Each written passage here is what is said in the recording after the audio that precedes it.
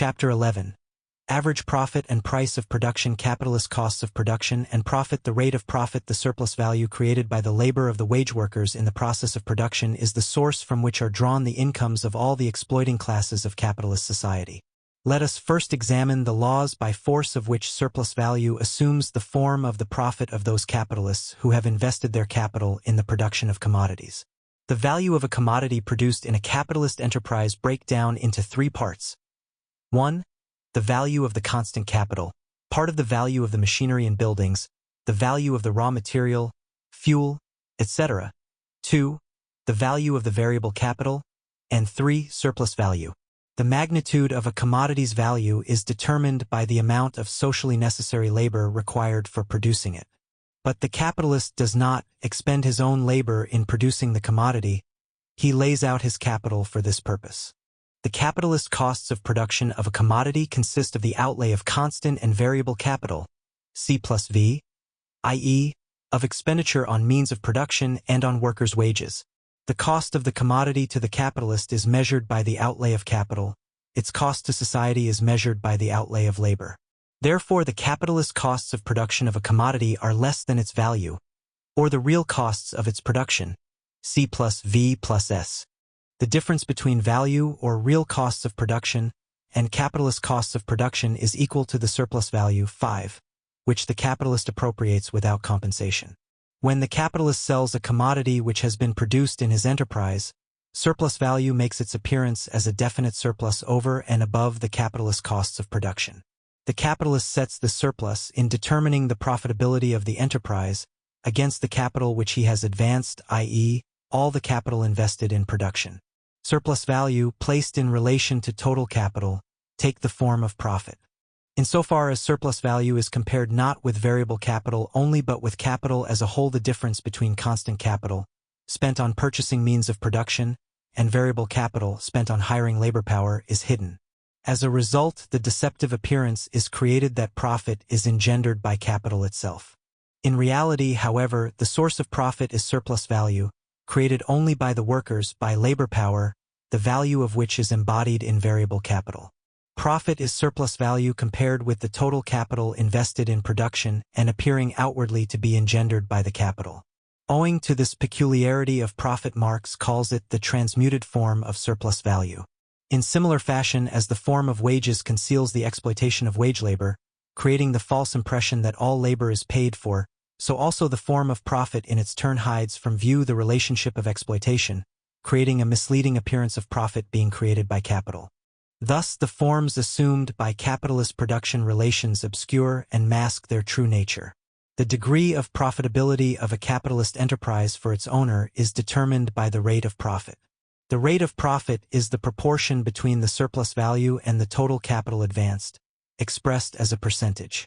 For example, if the total capital advanced is $200,000 and the year's profit amounts to $40,000, then the rate of profit equals 40,200, 000x 100 or 20%. Inasmuch as the total capital advanced is greater than the variable capital, the rate of profit, SC plus V, is less than the rate of surplus value, SV.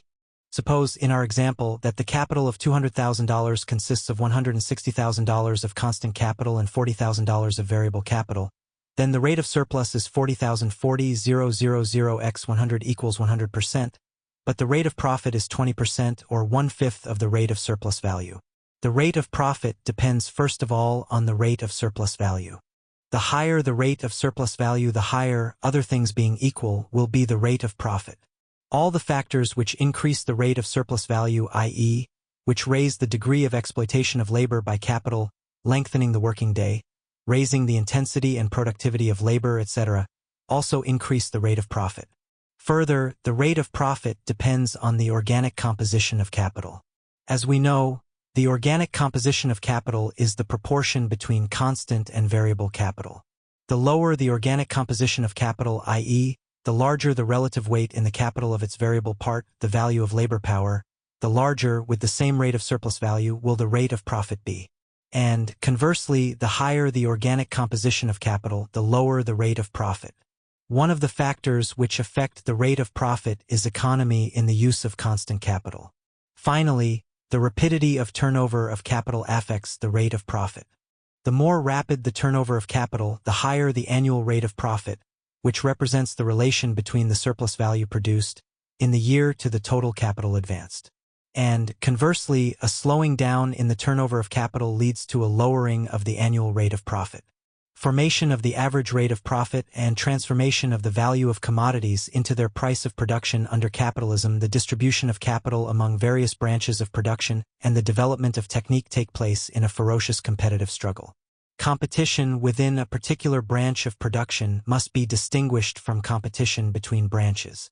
Competition within a branch means competition among enterprises in one and the same line of production, all producing commodities of the same kind, each of which tries to secure more advantageous disposal of its commodities and to obtain additional profit.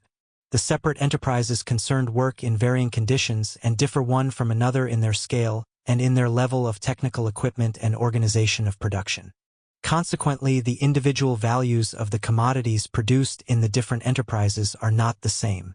But competition between enterprises in one and the same branch of production leads to the price of commodities being determined not by their individual values but by the social value of these commodities.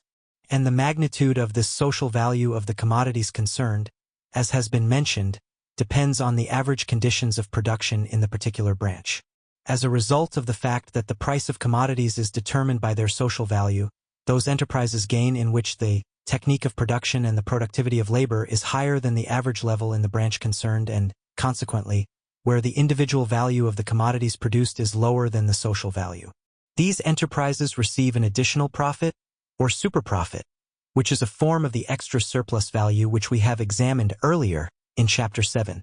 Thus, as a result of competition within a particular branch of production, varying rates of profit are formed in different enterprises of the branch in question.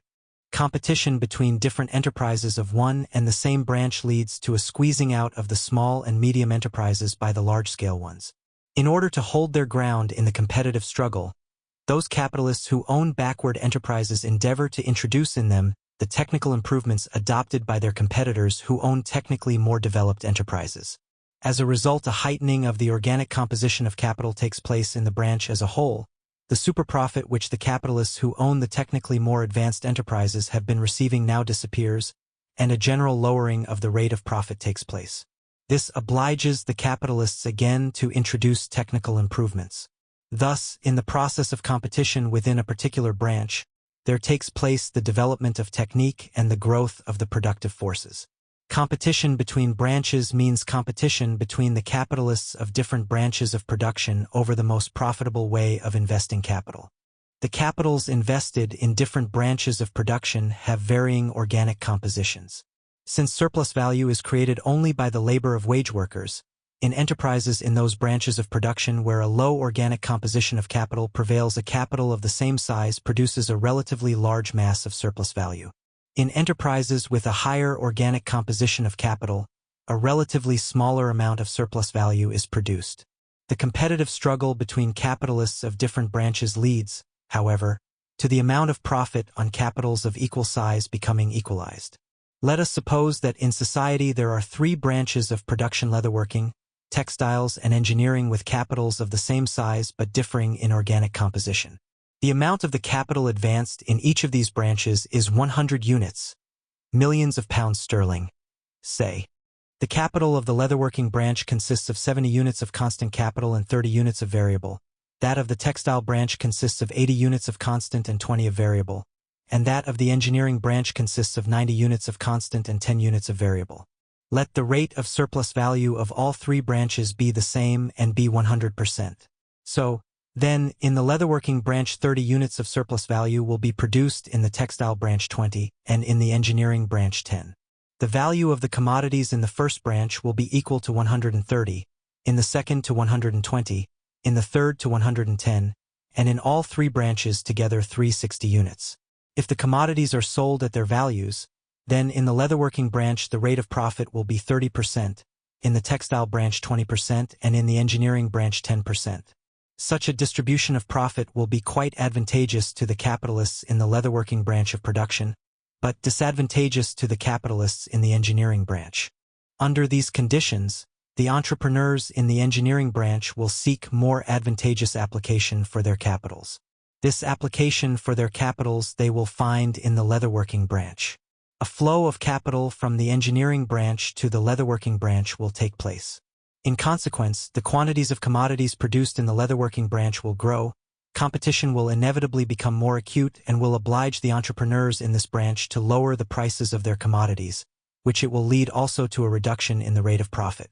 Conversely, in the engineering branch the quantities of commodities produced will fall and the changed relationship between supply and demand will enable the entrepreneurs to raise the process of their commodities, as a result of which the rate of profit will also rise. The fall in prices in the leatherworking branch and the rise in prices in the engineering branch will continue until the rate of profit in all three branches becomes approximately the same. This will happen when the commodities produced by all three branches are sold at 120 units, 130 plus 120 plus 110, 3. The average profit of each of the branches will then be 20 units. The average profit is an equal profit on capitals of the same magnitude invested in different branches of production. And so, competition between branches leads to the differing rates of profit existing in different branches of capitalist production being equalized to a general or average rate of profit. This equalization takes place through a flow of capital and consequently also of labor from some branches to others. Through the formation of an average rate of profit, the capitalists of some branches, in our example leatherworking, are deprived of part of the surplus value created by their workers. On the other hand, the capitalists in other branches, in our example engineering, realize extra surplus value. This means that the first sell their commodities at prices below their value, while the second sell them at prices above their value. The price of a commodity in any of the branches is now composed of the cost of production, 100 units, and the average profit, 20 units. The price which equals the cost of production of a commodity plus the average profit is the price of production. In the separate enterprises of a particular branch, as a result of the differences in the conditions of production, there exists different individual prices of production which are determined by the individual costs of production plus the average profit. But the commodities are realized at an averaged out, uniform price of production. The process of formation of an average rate of profit and price of production may be depicted in the form of the following table. The commodities produced in each of the three branches are sold at 120 units, millions of dollars, say. Yet the value of the commodities in the leatherworking branch is 130 units, in the textile branch 120, and in the engineering branch 110. In contrast to what happens under simple commodity production, under capitalism commodities are sold not at prices which correspond to their value but at prices which correspond to their prices of production. The transformation of value into price of production is result of the historical development of capitalist production. Under conditions of simple commodity production, the market price of commodities in general correspond to their values.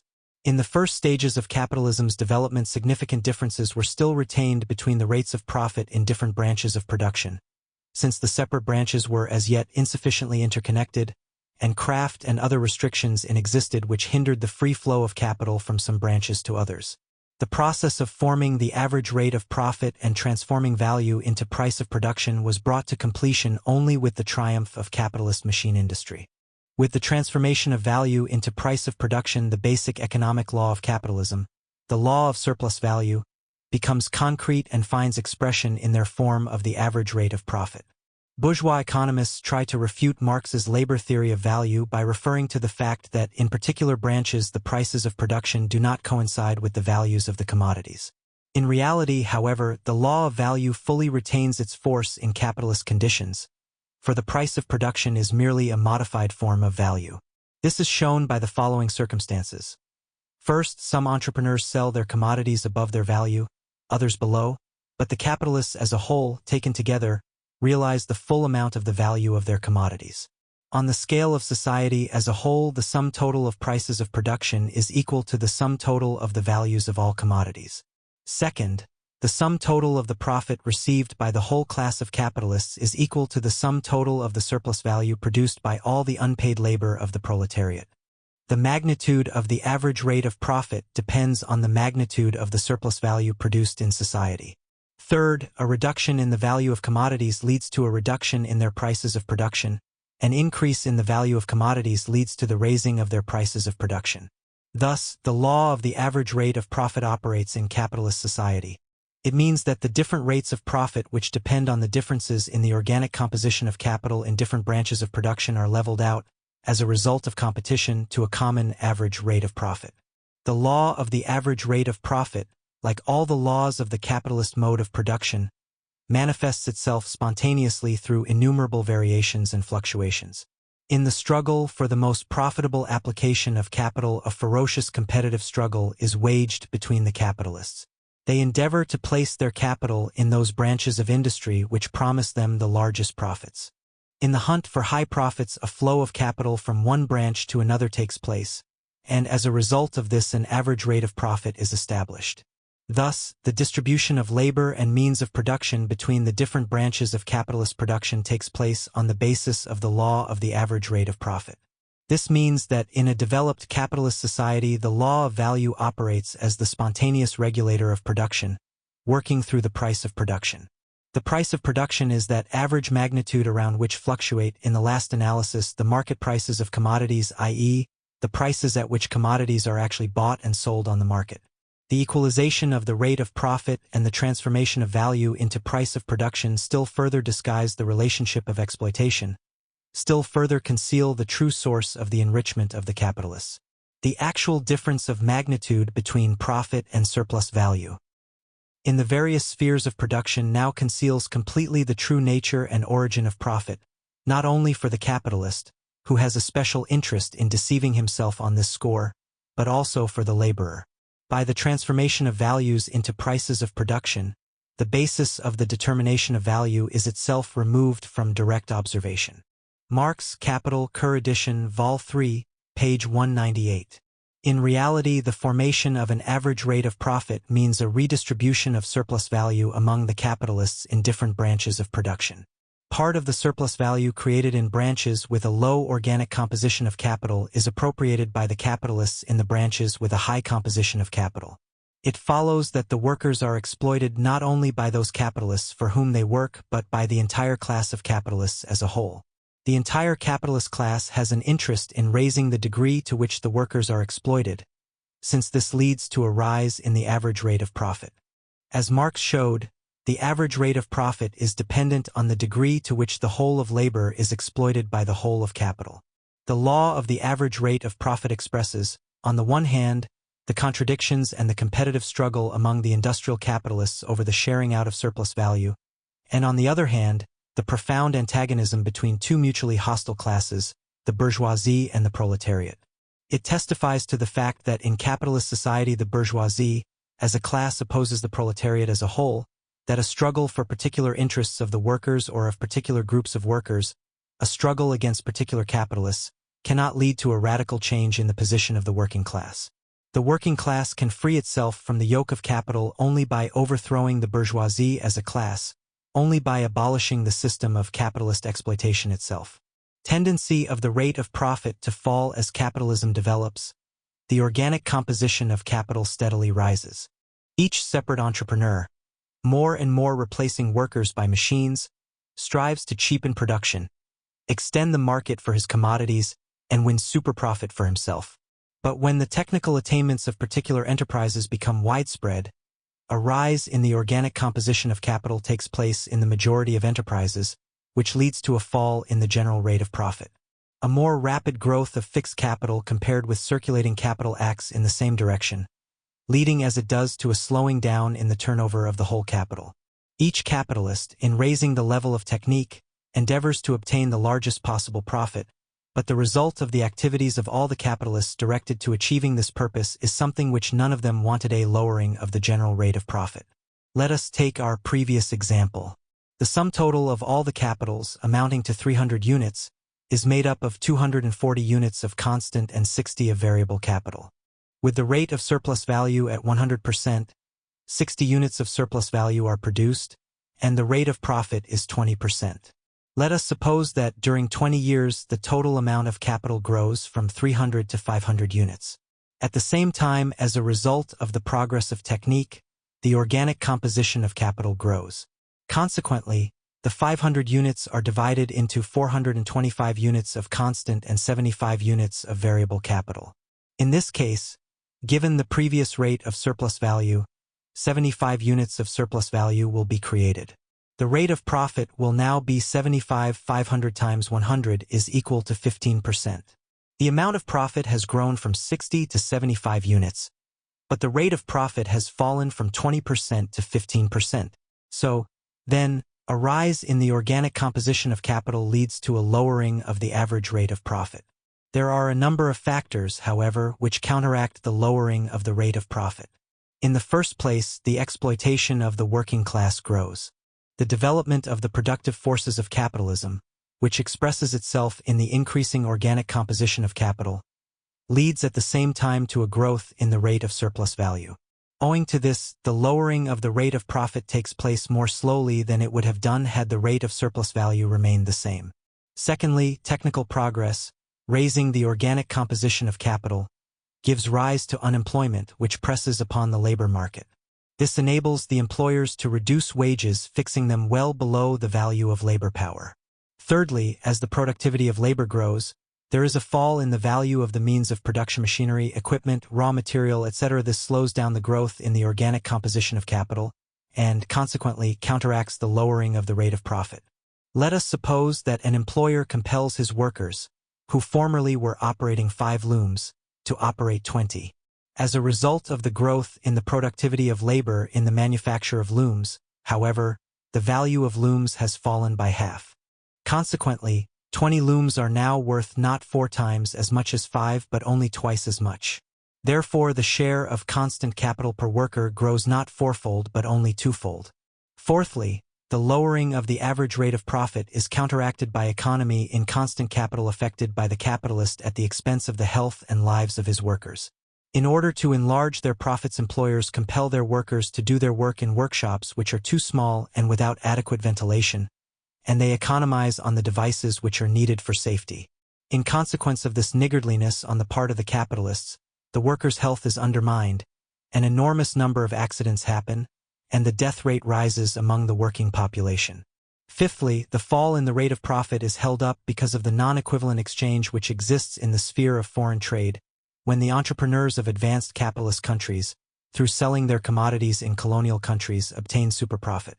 All these counteracting factors do not abolish but merely weaken the lowering of the rate of profit and convert it into a tendency. Thus, the raising of the organic composition of capital has as its inevitable consequence the law of the tendency of the general or average rate of profit to fall.